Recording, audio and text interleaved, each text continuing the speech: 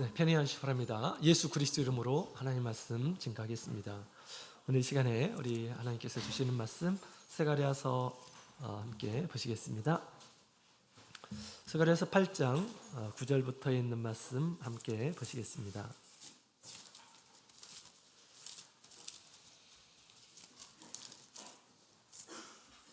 스가랴서 8장 우리 9절부터 23절까지 있는 말씀, 9절부터 23절까지 있는 말씀, 우리가 구약성경 1319페이지 찾으셨으면 우리 한 구절씩 교독하도록 하겠습니다. 스가랴서 8장 9절. 만군의 여호와가 말하노라. 만군의 여호와의 집 곧 전을 건축하려고 그 지대를 쌓던 날에 일어난 선지자들의 입의 말을 이때 듣는 너희는 손을 경고히 할지어다.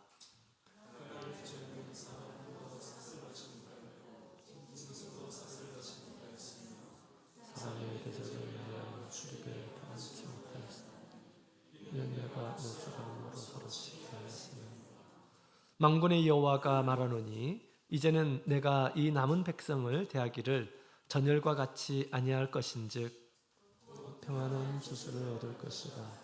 포도나무가 열매를 맺으며 땅이 산물을 내며 하늘에 이슬을 내리니 내가 이 남은 백성으로 이 모든 것을 누리게 하리라.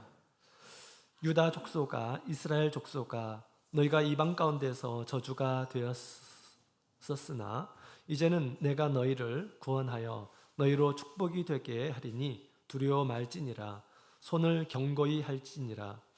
만군의 여호와가 말하노라. 전에 너희 열조가 나의 누를 격발할 때 내가 그들에게 재앙을 내리기로 하고 뉘우치지 아니하였으며 이제 내가 예루살렘과 유다 족속에게 은혜를 베풀기로 뜻하였나니 너희는 두려워 말지니라.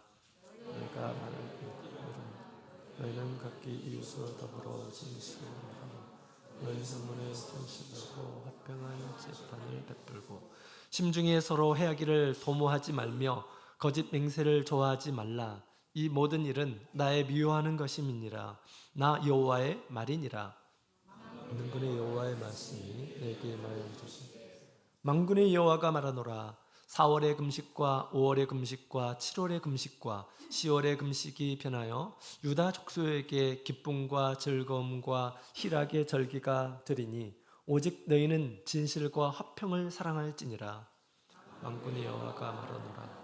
그 후에 여러 백성과 많은 성읍이 이 성읍 거민이 저 성읍에 가서 이르기를 우리가 속히 가서 만군의 여호와를 찾고 여호와께 은혜를 구하자 할 것임이면 나도 가겠노라 하겠으며 많은 백성과 강대한 나라들이 예루살렘으로 와서 만군의 여호와를 찾고 여호와께 은혜를 구하리라. 만군의 여호와가 말하노라. 그날에는 방언이 다른 열국 백성 10명이 유다 사람 하나의 옷자락을 잡을 것이라. 곧 잡고 말하기를 하나님이 너희와 함께 하심을 들었나니 우리가 너희와 함께 가려 하노라 하리라 하시니라. 아멘. 할렐루야. 네, 반갑습니다. 오늘 거룩한 안식일이 시작이 되었습니다. 믿음으로 우리 하나님의 전에 이르신 우리 모든 성도님들에게 우리 하나님께서 예배하시는 신령한 그러한 은혜로 채워주시기를 원합니다. 자, 오늘 시간에 스가랴에 있는 말씀을 통해서 우리 슬픔 대신 희락을 이란 제목으로 하나님 말씀을 함께 나누며 은혜를 나누는 시간 갖기를 원합니다. 하나님께서 스가랴 선지자를 통해서 이스라엘 백성들에게 주셨던 말씀을 우리가 배우고 있습니다. 바벨론에서 드디어 해방이 되어서 이스라엘 백성들이 다시 이제 새로운 시작할 때 하나님께서 선지자를 통해서 그들이 무엇에 힘을 써야 되는지를 알려주시는 그러한 내용이죠.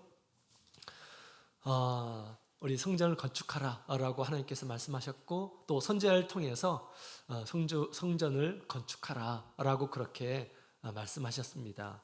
그 말씀에 그동안 하나님의 성전에는 별로 신경 쓰지 않고 자기 일에 바쁘고 자기 집안일에 바쁘고 세상 것을 취하기 위해서 바빴던 그들이 드디어 마음이 움직이게 되었고 또 그들의 행동이 우리가 이것을 해야 될 때가 아니구나 라고 생각하고 우선순위를 생각해서 이제 그들이 하나님의 말씀을 따라서 많은 이 백성들이 하나님의 성전을 건축하기에 이르렀습니다.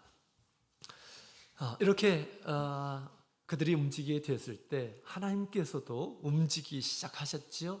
하나님께서 그들을 위해서 새로운 날을 준비하셨음을 우리 지난 시간에 함께 살펴보았습니다. 자, 우리도 이와 같이 우리가 거룩한 영적인 성전을 건축하는 일에 우리가 힘을 더욱 쓰는 일한 사람이 되어야겠습니다. 우리 각자 나름대로 믿음의 정도가 달라요. 신앙에 우리 하나님께서 요구하시는 바가 다 똑같은 것이 아니죠. 나에게 은혜를 주신 만큼 깨닫게 하신 만큼 한 발짝 더 하나님께 가까이 나가기를 주님께서는 원하십니다. 주님을 더 온전히 섬기고 또 주님 앞에 살기를 주님께서는 원하시죠. 자, 이제 우리 오늘 말씀을 통해서 이제 그들에게 새로운 날을 준비하셨는데 또 어떤 날이냐? 오늘 이 시간 말씀을 통해서 그들의 슬픔을 이제는 희락의 날로 바꾸어 주실 것임을 우리 하나님께서 약속을 하셨습니다. 오늘날 우리에게도 우리 주님께서는 우리의 모든 마음을 알고 계시죠. 무엇을 좋아하는지, 무엇을 기뻐하는지 잘 압니다.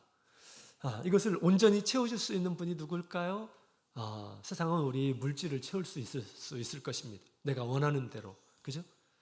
그러나 결코 우리의 마음은 채울 수가 없어요. 물질로 우리의 마음을 절대 채울 수가 없습니다. 맛있는 음식도 그때뿐이지 그게 뭐 내일도 가고 모레도 가고 먹은 음식이 그럴까요? 아닙니다. 다 그냥 잊어버리게 되는 거예요. 그죠? 또 찾고 또 찾고 세상에 있는 것들은 결코 우리의 마음을 만족시킬 수가 없습니다. 오직 우리 하나님만이 우리의 심령을 가득 채울 수 있는 그런 분이십니다. 어떻게 오늘 말씀을 통해서 어떻게 우리 주님께서 우리의 마음을 그렇게 채워주신다고 하는 것일까? 오늘 우리 주님의 말씀이 여러분의 심령 가운데 온전히 이루어지기를 간절히 원합니다. 슬픔 대신 희락을 준비하신 우리 주님, 우리 오늘 이 시간 말씀을 통해서 함께 살펴보도록 하겠습니다. 우리 18절, 19절에 있는 말씀을 보게 되면 우리 하나님께서 이렇게 약속을 하셨죠. 같이 다시 한번 읽어보도록 하겠습니다. 18절, 19절 시작. 만군의 여호와의 말씀이 내게 임하여 이르시되 만군의 여호와가 말하노라. 4월의 금식과 5월의 금식과 7월의 금식과 10월의 금식이 변하여 유다 족속에게 기쁨과 즐거움과 희락의 절기가 되리니 오직 너희는 진실과 화평을 사랑할지니라. 아멘. 이스라엘 백성들은 많은 금식일이 있었습니다. 금식은 참 슬픈 날이에요. 그죠? 슬프기 때문에 또 금식도 하지요. 슬픈 날, 애통하는 그런 날들이 많이 있었음을 얘기하고 있습니다. 그날을 변해서, 그날을 대신해서, 그의 슬픔을, 금식을 대신해서 내가 이제 너희에게 기쁨과 즐거움과 희락을 주겠다라고 그렇게 말씀하셨습니다. 많은 금식일은 왜 있었던 것일까요? 우리 에레미야서 52장에 있는 말씀을 함께 보도록 하겠습니다. 에레미야 52장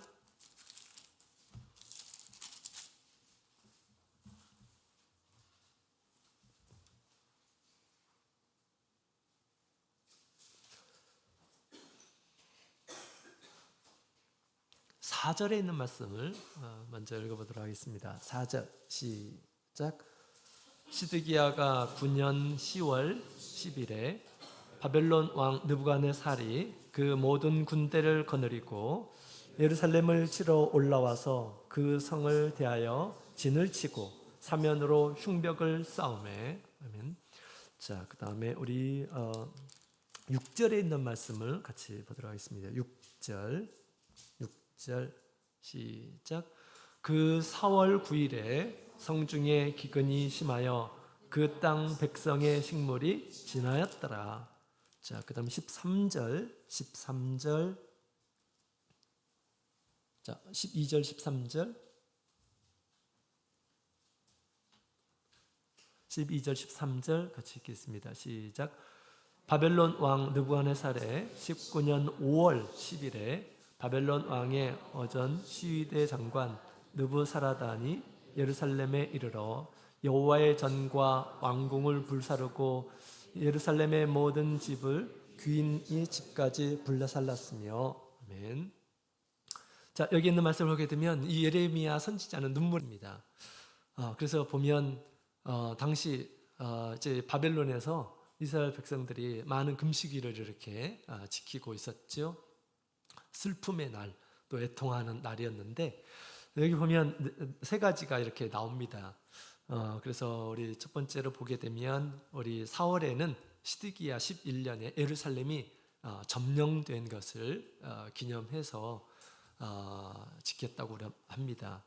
그 다음에 5월 달에는 우리 성전과 왕궁이 불살라졌던 그때를 기념하기 위해서, 잊지 않기 위해서 또 그 기념 5월 달에 기념 금식일을 이렇게 삼고 금식을 했다고 합니다. 또 7월에는 많은 유대인들이 학살당했어요. 그래서 그것을 또 기념하기 위해서 많은 동족들이 죽었던 그 사건을 기념하기 위해서 그렇게 했고요.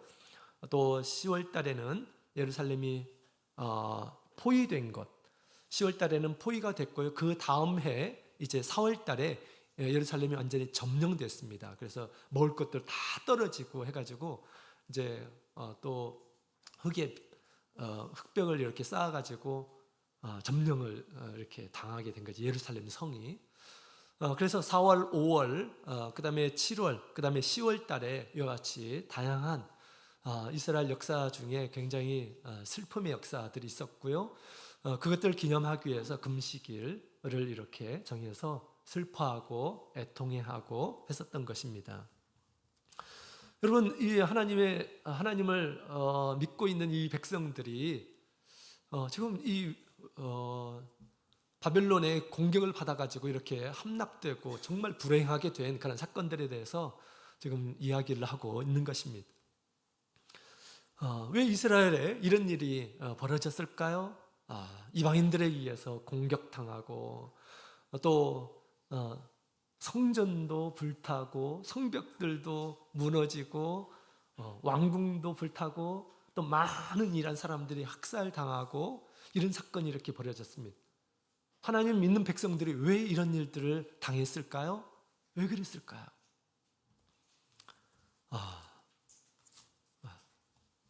그들에게 하나님이 어디 계실까요? 그것은 이스라엘 백성들이 하나님 없는 삶을 살았기 때문이었음을 얘기하고 있습니다. 하나님 없는 삶을 살았어요, 그들이. 그죠? 그래서 마치 이 백성이, 이 나라에 하나님이 안 계신 것처럼, 그죠? 이방 민족에 의해서 완전히 점령을 당하는, 멸망당하는 그런 모습을 보여줬습니다. 끊임없이 하나님께서 선지자를 통해서 우리 하나님께 돌아오라 라고 그렇게 말씀하셨지만 그들은 듣지 않았습니다. 하나님이 없는 그런 삶을 살았어요. 자신의 삶을 살았고 또 세상을 추구하는 그런 삶을 위주로 이렇게 살았다라는 것을 우리에게 잘 지금 가르쳐주고 있는 것입니다. 여러분, 우리 삶 속에 하나님의 중심 없이 살아가게 되면 이와 같이 된다라는 것을 이스라엘 역사를 통해서 우리에게 지금 잘 보여주고 있는 것입니다. 나의 삶 가운데서 애통하는 일이 많고 나의 삶 가운데 슬픈 일이 많고 한번 되도록여서 한번 생각해 보시기 바랍니다. 왜 이런 일이 벌어지고 있는 것일까? 내가 창조주 하나님을 믿고 있고 내가 하나님을 섬긴다고 이렇게 말은 하지만 왜 이런 일들이 벌어지지? 하나님께서는 전혀 나의 삶 가운데서 역사하지 않고 함께하지 않는 그런 모습들로 이렇게 비춰지는 그런 모습으로 보인다고 한다면 내가 어떻게 살았는지 우리가 되돌아볼 필요가 있는 것입니다. 슬픔의 일들이 많고 또 애통하는 일들이 많다고 한다면 우리가 다시 한번 생각해야 되겠죠. 우리는 결코 우리 악순환의 삶을 우리가 살아서는 안 되겠습니다. 우리 하나님 없는 삶은 어떤 삶일까요? 악순환의 삶임을 우리 사사기를 통해서 우리에게 잘 지금 보여주고 있지 않습니까? 그죠? 하나님을 우리의 마음의 중심에 왕으로 모시지 않는다고 한다면 자신이 왕이 되고요. 세상에 있는 것들이 자기를 이끌어 가게 될 것입니다. 그럴 때 이스라엘 백성들 사사시대의 모습은 어떤 것일까요? 신앙적으로 잘못된 삶을 살게 됩니다. 그들이 하나님을 믿고 있지만 신앙적으로 하나님께서 옳은 길이 아니라 자기 옳은 대로 삽니다. 자기가 옳게 여기는 대로 살아요. 하나님께서 말씀하시는 대로 사는 것이 아니라 아주 잘못된 그런 신앙을 가지고 삽니다. 또 하나님을 중심으로 오시지 않게 되면 하나님의 능력을 얻을 수가 없어요. 하나님의 계심이 나타나지 않습니다. 하나님께서 주신 이 분배받은 그런 땅을 차지할 수가 없어요. 힘이 약해가지고. 그렇죠? 그래가지고 다른 곳으로, 단지파가 다른 곳으로 이주를 하잖아요. 편안한 곳으로 자신이 할 수 있는 대로. 하나님께서 분명히 여기를 차지하라고 했는데 불가능합니다. 하나님을 모시지 않게 되면 하나님의 능력이 임하질 않아요. 그죠? 뿐만 아니라 우리 하나님을 왕으로 모시지 않으면 도덕적으로 쉽게 타락합니다. 도덕적으로 타락해요. 절대적인 기준이 없어요. 자기가 옳은 대로 그냥 살기 때문에 그런 것이 있죠. 이런 우리 악순환의 삶을 우리가 살아가서는 안 되겠습니다. 그것은 정말 우리 삶의 슬픔의 날들이고 애통의 날들이고 저주의 날들이에요. 하나님을 모시지 않는 삶의 모습임을 우리에게 가르쳐주고 있습니다. 우리도 얼마든지 그런 삶을 경험할 수가 있습니다. 그럴 때 우리가 무엇을 해야 될까요? 말씀을 통해서 나 자신의 신앙을 돌이켜야 하겠습니다. 오늘 우리 하나님께서 우리 세가를 통해서 계속해서 우리에게 주시는 말씀이 바로 그와 같은 그런 말씀입니다.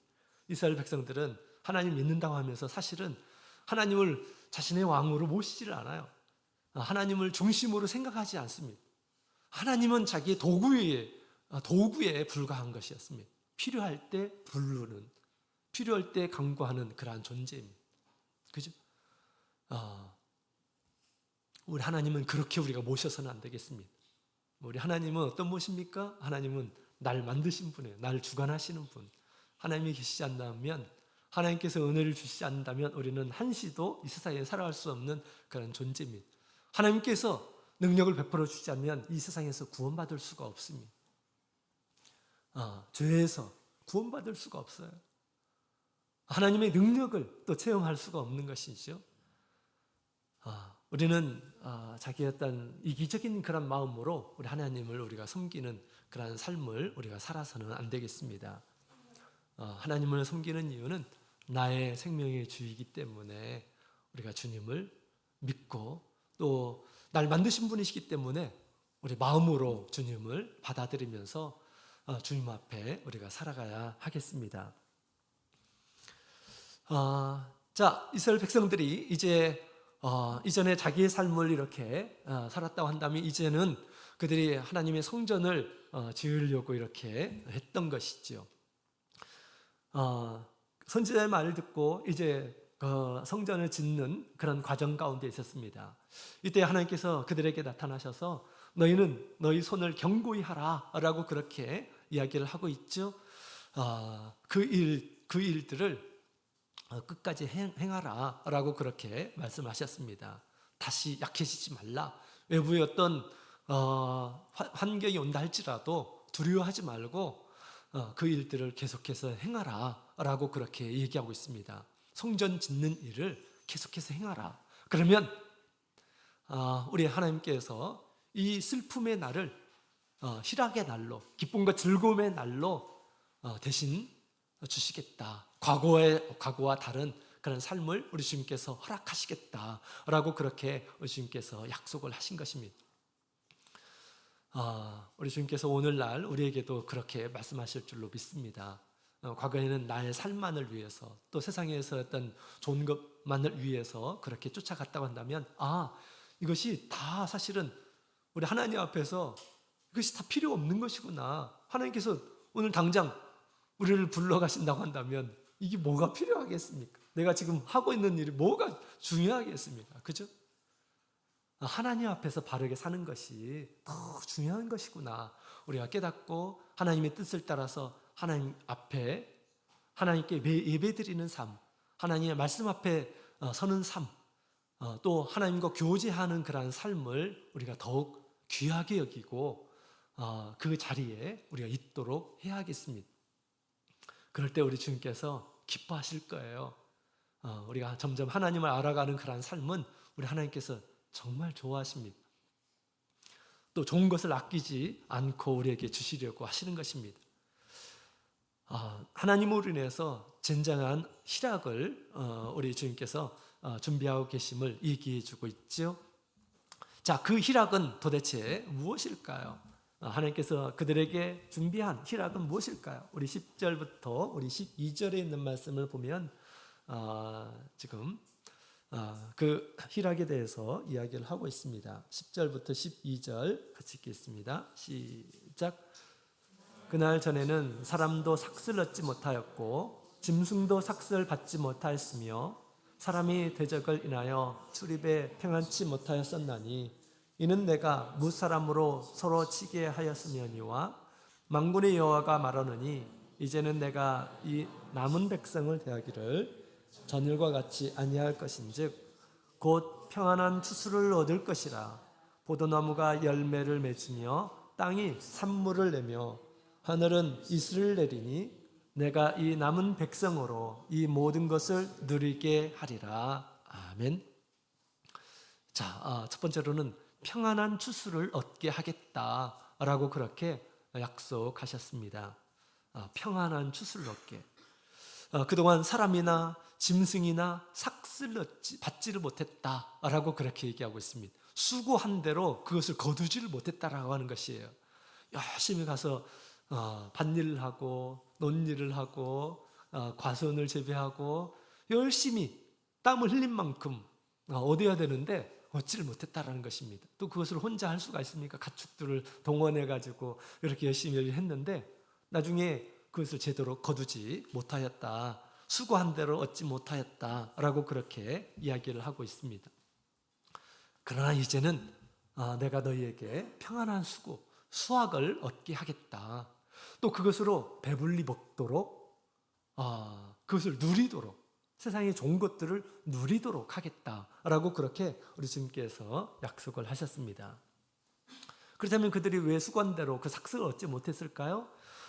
두 가지가 있을 수가 있어요. 첫 번째로는 우리 10절에 있는 말씀을 보니까 사람이 대적을 인하여 출입에 평안치 못하였나니 내가 무사람으로 서로 치게 하였으머니와 라고 이렇게 얘기하고 있죠. 분쟁으로 인해서 잦은 분쟁으로 인해서 작물들을 제때 관리를 하지 못하였음을 얘기해 주고 있습니다.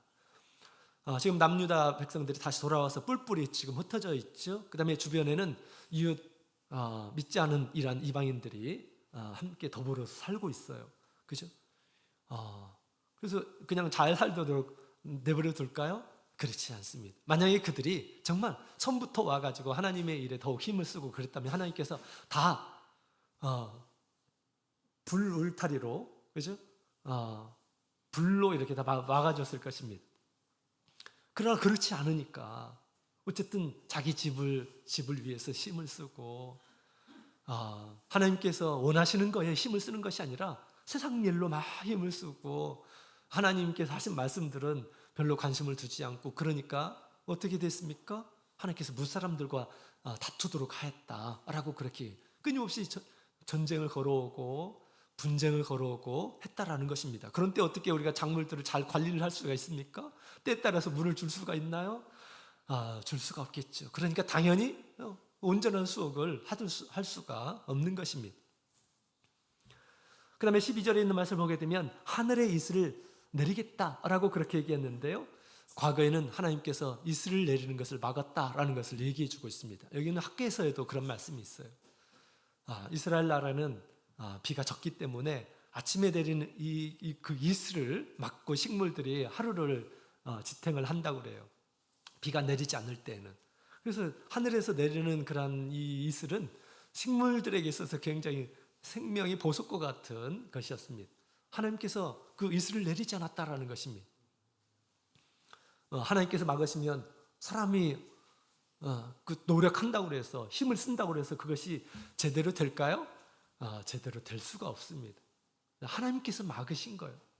그들이 수확을 평안한 수확을 얻지 못하도록 하나님께서 막으셨다라고 그렇게 이야기를 하고 있습니다.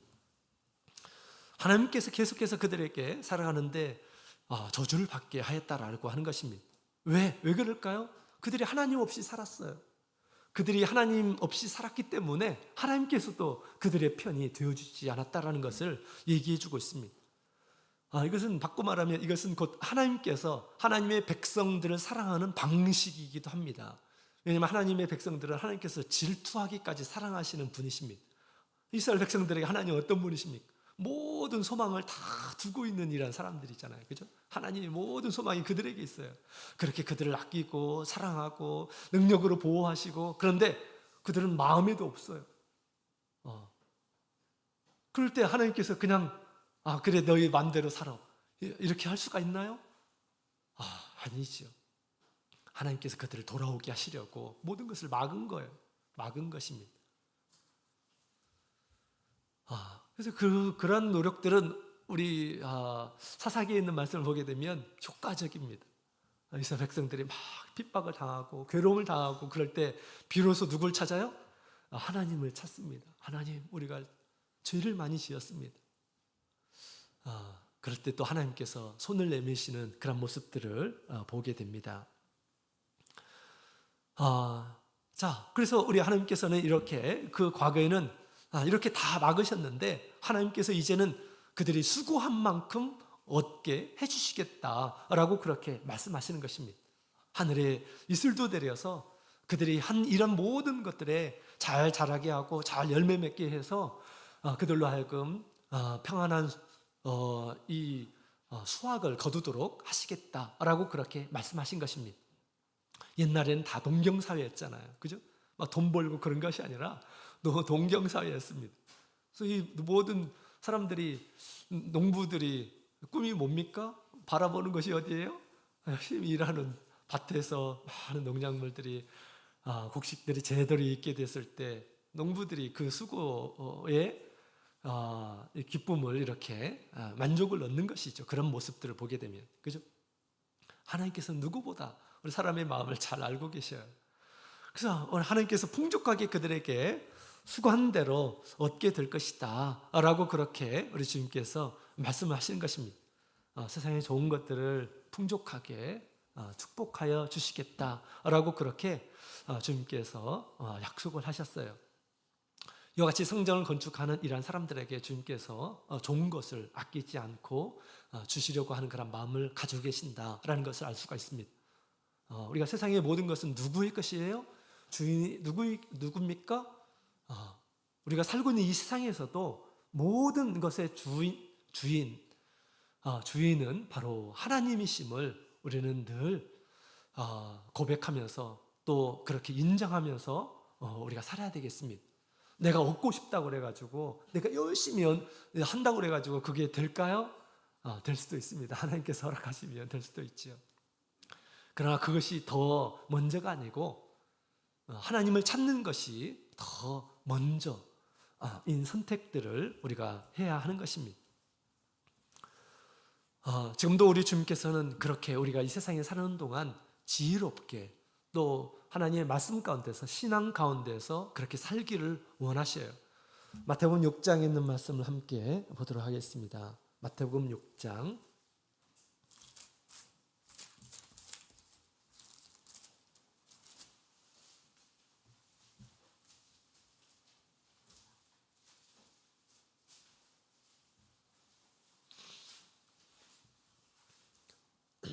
32절, 33절 같이 읽겠습니다. 같이 읽겠습니다. 시작. 이는 다 구하는 것이 너희 천부께서 이 모든 것이 너희에게 있어야 할 줄을 아시느니라. 너희는 먼저 그의 나라와 그의 의를 구하라. 그리하면 이 모든 것을 너희에게 더하시리라. 아멘. 우리 세상의 주인은 바로 하나님이십니다. 천국계, 그죠? 그런 세상을 다 가지신 우리 하나님께서 우리 믿는 우리 성도들에게 우리에게 원하신 것이 있어요. 너희는 먼저 그 하나님의 나라를 구하라. 의를 구하라 라고 그렇게 말씀하고 있습니다. 의를 구하고 의의 말씀을 듣고 의의 말씀을 이루는 것을 먼저 하라 라고 그렇게 말씀하신 거죠. 그럴 때 세상의 주인 되신 우리 하나님께서 무엇을 입을까, 무엇을 마실까, 이것들을 우리 주님께 먹을까, 무엇을 먹을까, 이것들을 우리 주님께서 더하시리라 라고 그렇게 말씀하고 있다라고 하는 것입니다. 그럼 우리가 정작 구해야 될 하나님의 나라는 구하지 않고 우리가 이 세상에 있는 것을 구하기 위해서 하나님의 나라를 저버리고 하나님의 의를 저버리게 된다면 우리 하나님께서 어떻게 생각하실까요? 또 어떻게 우리에게 대하실까요? 그것은 우리 하나님은 예전이나 지금이나 미래나 동일하신 분이십니다. 과거에 이스라엘 백성들에게 행했던 모든 것들을 우리에게 동일하게 그렇게 행하실 것입니다. 비록 우리가 세상에서 많이 시간을 보면 뭔가를 이룰 수가 있을 것입니다. 그런다 할지라도 우리의 마음은 편하지 않을 것입니다. 하나님 앞에 우리는 부끄러운 일한 사람으로 나타날 것입니다. 그러죠? 주님께서 뭐라고 말씀하셨습니까? 먼저 그의 나라를 구하라 라고 그렇게 말씀하셨습니다. 그래서 우리가 먼저 하나님의 나라를 우리가 구하는 이런 사람들에게 우리 주님께서 세상에 있는 것들을 주시겠다라고 그렇게 약속을 하셨습니다. 정말 이 말씀은 진리의 말씀이고요. 우리 주님께서 세상을 가진 우리 주님께서 우리에게 그렇게 말씀하셨습니다. 이 말씀을 따라서 그렇게 산다고 한다면 세상에서 좋은 것들을 많이 누리는 그런 삶으로 우리 주님께서 분명히 채워주시리라 저는 확신합니다. 제가 옛날에 공부를 굉장히 못했는데 제가 공부를 못했는데 이제 예수를 믿고 나서 공부를 굉장히 잘하게 되었습니다. 제 어떤 능력이 아니었어요. 그때 제가 고등학교 때만 해도 토요일 날에는 보충 수업이 있었어요. 자율학습이 있었고 고등학교 3학년 때는 교회를 다닐 수가 없는 그런 상황이었습니다. 그러나 안식일은 우리 하나님께서 뭐라고 말씀하셨습니까? 안식일을 지켜라, 거룩히 지키라 라고 말씀하셨고요. 그 안식일을 지키는 이유가 뭡니까? 하나님께서 복을 주신다라고 그렇게 말씀하셨거든요. 하나님께서 안식일은 우리의 것이 아니고 하나님의 것이고 그 하나님의 말씀을 따라서 살게 되면 하나님께서 영육간에 축복을 주신다라고 그렇게 약속을 하셨어요. 십계명에도 있는 말씀이 있잖아요. 그죠? 그래서 그 말씀은 정말 우리 모든 성도들에게 주시는 그런 말씀입니다. 근데 고등학교 3학년이 되니까 자율학습을 하기 때문에 보내줄 수 없다고 하는 거예요. 굉장히 공부도 못했는데 그러나 이제 막 신앙을 가졌기 때문에 이 말씀은 꼭 내가 붙들어야 할 말씀이다 라고 그렇게 생각했고 선생님한테 막 때를 쓰면서 내가 안식일을 지켜야 된다. 내가 다니는 교회는 안식일을 지키는 교회인데 나는 안식일을 지켜야 됩니다 라고 그렇게 말씀을 드렸어요. 처음에는 굉장히 반대를 하셨는데 나중에는 허락을 해주셨어요. 그러고 나서 제가 공부를 점점 잘하게 되었습니다. 그 시간에 다른 친구들은 열심히 공부했겠죠? 저는 그 시간은 공부하지 않았습니다. 안식일은 공부를 하지 않았어요. 그럼에도 불구하고 막 성적이 올라가게 된 거예요. 저는 이 다니엘이 우리 하나님의 은혜를 얻어가지고 총명해졌잖아요. 그렇죠? 지혜를 얻었잖아요. 저는 그것이 실감이 납니다. 실감이 나요. 하나님께서 하시고자 한다면 얼마든지 그럴 수 있다라고 그렇게 저는 믿습니다. 그래서 제가 시골에서 태어나가지고 뭘 얼마나 알겠습니까? 도시에 와가지고 거의 밑바닥 수준이었는데 그러나 점점 하나님께서 머리를 약간 열어주신 것 같더라고요. 제 머리를 약간 열어주셨어요.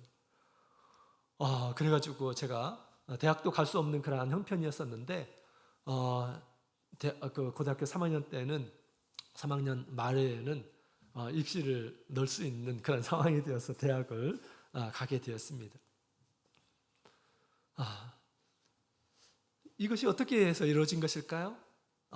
우리 하나님의 말씀을 지키는 이러한 사람들, 말씀을 듣고 그 말씀을 지키는 이러한 사람들에게 우리 주님께서는 반드시 그 말씀을 따라서 이렇게 축복을 주신다라고 하는 것을 우리가 알게 됩니다. 그런 축복을 우리는 기대하며 우리가 믿음 생활하는 이러한 사람들에게는 우리 주님께서 이같이 우리의 심령을 희락으로 채워주시는 것입니다. 그것만 생각하게 되면 정말 하나님은 위대하시다라는 그런 생각이 들어요. 저같이 별 볼 일 없는 이러한 사람들을 우리 주님께서 그냥 그 신앙의 지조 하나 가지고 그렇게 살았는데 주님께서 회사에서도 잘 되게 하시고 학교에서도 잘 되게 하시고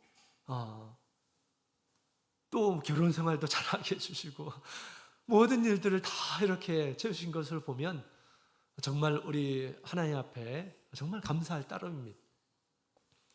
아무것도 없었던 이런 사람이었는데 하나님의 말씀을 굳게 잡고 사니까 하나님께서 이렇게 모든 벽면에 채워주시는 것을 이렇게 경험하면서 정말 우리 하나님의 말씀은 참되다라는 것을 느끼게 됩니다.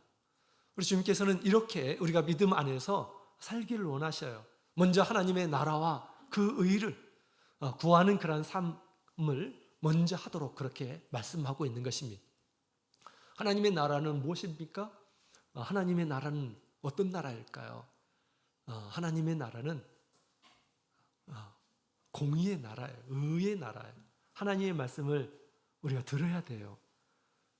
하나님의 말씀, 그 하나님의 말씀대로 살기를 원하시거든요. 그 하나님의 말씀을 따라서 살게 됐을 때 그것이 진정한 그런 축복이 있는 것입니다. 하나님께서 우리 가운데서 공의의 삶을 살기를 원하셔요. 또 하나님의 나라는 어떤 나라입니까? 사랑의 나라라고 그랬죠. 사랑의 나라. 하나님이 얼마나 큰 사랑을 가지고 있는지 그것을 발견하게 합니다. 그 사랑이 우리 가운데서 펼쳐지기를 원하셔요. 나의 이 세상적인, 세속적인 그런 욕망을 따라서 사는 것이 아니라 하나님의 사랑을 따라서 또 하나님의 공의를 따라서 그렇게 살기를 원하신다라고 하는 것입니다. 다양한 방면의 하나님의 뜻이 우리에게 있는 것이죠. 늘 그것을 우리가 추구하고 그것을 위해서 산다고 한다면 어느샌가 주님께서 우리 가운데서 살고 계심을 우리가 체험하게 될 것입니다. 나의 삶에 우리 주님의 큰 그런 능력의 역사가 임하게 되고 또 나의 삶 가운데에서 당신의 의의가 실현되는 것들을 경험하게 될 것입니다. 그래서 우리도 이같이 하나님의 성전을 건축하는 일에 힘을 쓴다고 한다면 우리 주님께서는 우리를 하여금 이와 같은 그런 희락의 날을 준비하고 계십니다. 그 다음에 우리 20절부터 23절에 있는 말씀을 보게 되면 20절부터 23절까지 있는 말씀을 보면 그런 말씀이 나오는데요. 22절에 있는 말씀을 같이 읽어보도록 하겠습니다. 22절 읽겠습니다. 시작. 많은 백성과 강대한 나라들이 예루살렘으로 와서 만군의 여호와를 찾고 여호와께 은혜를 구하리라. 아멘. 많은 열국들이 너희에게 돌아오게 하겠다라고 그렇게 말씀하고 있습니다. 20절부터 23절에 보면 쭉 그 말씀을 하고 있죠. 너희 형통한 모습을 보고 너희의 형통한 모습, 하나님께서 이 희락의 절기로 바꿔주신다고 그랬죠. 그 모습을 본 많은 주변 사람들이, 많은 이방 민족들이 너희를 보고 많은 방언들, 이 방언이라고 하는 것은 민족을 가리켜서 얘기해요. 말을 달리 쓰는 민족들, 여러 백성, 여러 민족, 여러 성읍의 사람들이 너희 형통한 모습을 보고 몰려올 것이다 라고 그렇게 얘기합니다. 너희가 그런 은혜를 얻은 것처럼 우리도 하나님께 이런 은혜를 얻고 싶다라고 하면서 몰려올 것이다 라고 그렇게 이야기를 하고 있습니다. 그래서 너희와 함께 하나님의 은혜를 얻고자 너희에게 올 것이다. 우리가 너희와 함께 가노라 라고 그렇게 이야기를 하는 것을 듣게 될 것이다 라고 그렇게 이야기를 하고 있습니다. 따라서 우리 하나님 앞에 바르게 사는 이런 사람들은 세상 사람들이 보여지기에 굉장히 부러운 삶을 살게 될 것임을 얘기하고 있습니다. 하나님의 능력이, 하나님의 지혜가, 하나님의 신사다우신 모습, 그죠? 하나님의 아름다운 그런 성품들이 우리 가운데서 드러나면서 어떻게 해서 네가 그렇게 그런 삶을 사느냐라고 하면서 우리 하나님을 함께 믿고 하나님께로부터 이런 은혜를 얻기 위해서 너희를 찾고 또 너희에게 몰려올 것이다 라고 그렇게 이야기를 하고 있는 것입니다. 자, 얼마나 좋습니까? 그죠? 얼마나 좋습니까? 하나님께서 이스라엘 백성들을 선택한 목적 중에 하나입니다. 그죠? 하나님께서 이스라엘 백성들을 선택하신 것이 무엇입니까? 그들이 하나님 앞에 특별한 소유가 되어서 특별한 그런 은혜를 얻어서 많은 열방으로 하여금 그들을 통해서 하나님께 돌아오게 하려고 제사장 나라가 되게 하시려고 하나님께서는 그들을 선택하셨음을 얘기해 주고 있습니다. 하나님 백성들이 하나님 앞에 많은 은혜를 얻어서 잘 되는 그런 모습들을 우리가 비춰야 하는 것입니다. 올바르게 사는 이런 사람들은 분명히 그렇게 될 것입니다. 신앙을 우선시 생각하고 하나님을 중심으로 한 그런 삶, 하나님의 말씀을 이루려고 하는 그런 삶 가운데서 하나님께서 늘 보호해 주시고 역사해 주시고 인도해 주시는 것들을 경험하게 될 것입니다. 우리가 이런 것을 경험했다고 한다면 어떻게 해야 될까요? 한편으로 또 우리에게 베푸신 주님의 은혜를 우리가 스스로 가지고 있어서는 안 됩니다. 그죠? 열심히 전해야 돼요. 하나님께서 나의 가운데서 어떻게 역사하셨는지, 하나님께서 나에게 주신 은혜가 어떤 것인지를 세상 많은 일한 사람들에게 전해야 됩니다. 전하지도 않은데 어떻게 사람들이 올 수가 있겠어요. 그죠? 하나님께서 우리에게 큰 은혜를 주신 것은 사람들에게 전해서 증거해서 그들이 돌아오게 하시려고 하는 것입니다. 그래서 우리가 조그마한 것이라도, 하나님께서 나에게 주신 조그마한 것이라도 내가 얻고 그것을 전하는 그런 삶을 살게 되면 하나님께서 어떻게 하실까요? 더 큰 것을 주실 것입니다. 더 큰 것을 주시고 더 큰 것을 주시고, 그래서 전하게 하시고 믿게 하고 그런 일들을 우리 주님께서 준비하고 계신다라고 하는 것입니다. 그래서 우리가 성도들 앞에서 우리가 증거하고 하나님께서 나에게 주신 은혜들을 간증하고 증거하고, 우리 믿는 우리 성도들 앞에서도 어려워하면 믿지 않는 이런 사람들에게 말 한마디로 제대로 할 수 있을까요?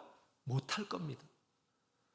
하나님 믿는 이런 사람들, 우리에게 호흡을 주시는 우리 하나님, 우리가 믿지 않는 이런 사람들에게 우리가 믿고 있는 예수님, 우리에게 주신 이 진리를 우리 증거할 수 있는 이런 사람이 되어야 됩니다. 그죠? 증거의 자리에 우리가 어려워해서는 안 되겠습니다. 주님을 의지해서 또 일평생 내가 하나님 앞에 또 많은 일한 사람들에게 마지막에 기회가 될 수 있다라는 그런 생각을 가지고 나에게 주신 그런 은혜들을 증거하는 그런 용기를 우리가 가지고 있어야 되겠습니다. 자, 이와 같은 일들이 일어나게 될 것이다. 많은 열국들이 우리에게 몰려올 것이다 라고 그렇게 얘기합니다. 우리 영적인 성전이 건축이 되면 하나님께서 우리 가운데 역사해요.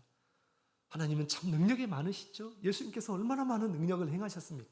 그런 능력이 우리 가운데서 실현이 된다고 한다면 얼마나 우리의 삶, 하루하루의 삶이 기쁘고 즐겁고 의미가 있을까요? 그죠? 그런 삶이 우리 가운데서 나타나고 또 많은 일한 사람들이 그 모습을 보게 됐을 때 우리에게 몰려오지 않을까요? 여러분, 사도교회가 그런 교회가 되었습니다. 하나님의 권능의 나라가 실제적으로 펼쳐지고 하나님의 사랑의 나라가 실제적으로 나타나고, 그죠? 하나님의 의의 말씀들이 온전히 드러나는 그러한 모습을 보여주고 있는 것입니다. 오늘날 말씀 참교회를 통해서 주님께서 나타나기를 원하시고 있다라는 것을 보여주고 있습니다. 이사야서 60장이 이미 예언을 하고 있습니다. 하나님의 영광이 너희 가운데 임하는 날, 너희가 용기를 내어서 믿음으로 일어나 빛을 발하라 라고 그렇게 이야기를 하고 있습니다. 하나님께서 여기 계신다고 빛을 발하라 라고 그렇게 얘기합니다. 어두운 세상에 빛을 발하라. 그럴 때 많은 사람들이 듣고 사방에서, 저 온방에서도 너희를 찾으려고, 너에게 오려고 많은 사람들이 오게 될 것이다 라고 그렇게 얘기하고 있습니다. 그들이 풍부한 재물을 가지고 좋은 것들을 아낌없이 가지고 너에게 나올 것이다 라고 그렇게 우리 하나님께서 약속해 주고 있다라고 하는 것입니다. 우리가 하지 못하고 난다면 우리 다음 세대를 통해서 주님께서 그렇게 역사하실 것입니다. 그러나 우리가 이렇게 귀한 은혜들을 우리가 그냥 우리는 여기서 끝내지 이렇게 생각하면 될까요? 그래서는 안 되겠습니다. 우리를 통해서 역사해 주십시오. 우리를 통해서 그 일들을 실현시켜 달라고 우리가 주님 앞에 구해야 하는 것입니다. 이렇게 이와 같이 많은 열국들이 너에게 돌아오는 은혜들을 베풀어 주시겠다라고 그렇게 말씀하고 있습니다. 이를 위해서 진실과 화평을 사랑하라 라고 그렇게 말씀하고 있습니다. 우리 16절, 17절, 16절, 17절에 있는 말씀 함께 읽겠습니다. 시작. 너희가 행한 일은 이러하니라. 너희는 각기 이웃으로 더불어 진실을 말하며 너희 성문에서 진실하고 화평한 재판을 베풀고 심중에 서로 해하기를 도모하지 말며 거짓 맹세를 좋아하지 말라. 이 모든 일은 나의 묘하는 것이니라. 나 여호와의 말이니라. 아멘. 자, 우리 19절에는 그 뒤에 너희는 진실과 화평을 사랑할지니라 라고 그렇게 얘기하죠. 이 두 구절을 그렇게 또 요약해서 말씀하셨습니다. 이웃으로 더불어서 진실을 말하라, 거짓 맹세하지 말라 라고 그렇게 말씀하시고 있고요. 또 화평한 재판을 베풀라, 또 심중에 서로 해하기를 도모하지 말라. 이것들은 다 하나님께서 보시기에 악한 것이다, 미워하는 것이다 라고 그렇게 이야기를 하고 있습니다. 당시 이 생활이 굉장히 어려웠던 것으로 우리가 생각할 수가 있습니다. 황폐해진 곳에 거기서 집을 지어야 되고 또 땅을 개간해야 되고 또 대적들이 막 방해를 하고 그런 상황이었는데 아마 자기 코가 다 석자였을 것이에요. 그렇게 생활이 궁핍한 가운데서 사람들이 아마 이런 모습들을 많이 보여주지 않았는가라는 그런 생각이 듭니다. 생활이 어렵기 때문에, 자기도 힘들기 때문에 먼저 뭘 생각합니까? 자신의 이익을 도모하고 자신의 체면을 먼저 생각하고 자기의 명예를 먼저 생각하고 아마 이러지 않았는가라고 그렇게 생각이 듭니다. 하나님 믿는 일한 사람으로서 우리 하나님 앞에 진실한 것처럼 또 사람들 앞에서도 진실하고 하나님의 백성으로서의 그렇게 사는 모습을 보여주지 않았던 것 같아요. 우리 하나님께서 공의로우신 분이시고 또 사랑이 많으신 그런 분이신데 이스라엘 백성들은 그렇게 살아가지 못했었던 것 같습니다. 그들은 하나님을 믿은 대로 그렇게 살지 못했어요. 진실하게 하나님께서 주신 대로 우리가 평상시에 하나님에 대해서 많이 배우는데요, 그 하나님을 배운 대로 우리가 진실된 그런 마음으로 하나님 앞에 또 우리 사람들 앞에서 그렇게 생활하는 것이 중요하다라는 것을 우리에게 가르쳐주고 있습니다. 우리가 배울 때는 열심히 하나님 앞에 서고 하나님을 의지하고 하나님 어떤 분이신지 우리가 가르치지만 정작 혼자 있을 때 하나님 앞에 그렇게 서는 이런 사람들이 그렇게 많지 않습니다. 하나님 앞에 정기적으로 기도하는 그런 생활도 굉장히 어려워하는 이런 사람들이 또 얼마나 많이 있습니까? 우리가 가르칠 때는 하나님은 이런 분이지 않느냐라고 그렇게 얘기하면서 스스로는 그렇게 하나님 앞에 기도하는 것을 힘들어하고 말씀을 듣는 것을, 말씀을 보는 것을 귀찮게 생각하고 진실된 모습입니까? 많은 우리 성도들이 어려움에 처했을 때 하나님을 믿더라고, 하나님께 같이 기도하자고 그렇게 우리가 배운 대로 그렇게 하고 있나요? 주님께서 우리를 얼마나 사랑하셨습니까? 우리 어려운 일한 사람들에게 또 그렇게 우리가 사랑으로 보살펴주고 그런 삶을 우리 주님께서는 원하신다라는 것을 우리에게 얘기해 주고 있습니다. 하나님 앞에서 더욱 진실된 모습으로, 더욱 우리 하나님의 사랑을 받은 일한 사람의 모습으로 그렇게 살기를 우리 주님께서는 간절히 바라고 있습니다. 그럴 때 우리 주님께서 우리의 슬픔을 우리의 희락으로 대신해서 우리에게 채워주시겠다라고 이렇게 말씀하셨습니다. 자, 오늘 우리 슬픔 대신 희락을 주시러 오신 약속을 하셨죠. 이처럼 우리 슬픔 대신 희락을 주러 우리 예수님께서 오셨습니다. 가나 혼인잔치에 물이 포도주가 되게 하신 분이 바로 예수님이시죠. 예수님을 모시고 주님의 말씀을 듣고 그 말씀을 따라서 행하는 이런 사람들에게 예수님께서 베푸시는 이 포도주가 우리의 잔이 넘치게 하시려고 우리 예수님께서 오셨던 것이죠. 늘 우리가 예수님 앞에 가까이 가는 것을 힘쓰하시며 또 예수님의 말씀을 듣는 대로 행하신 진실된 마음으로 행할 가운데 주님께서 우리 가운데서 권능으로 또 사랑으로 큰 은혜로 그렇게 나타나실 줄로 믿습니다. 그래서 많은 이런 사람들에게 우리의 형통을 보고 우리 하나님이 우리 가운데 살아계심을 보고 또 하나님께서 구원받는 이런 사람들을 우리 이 교회에 불러주시는 그런 성기회가 되기를 원합니다. 다 같이 묵도드리겠습니다.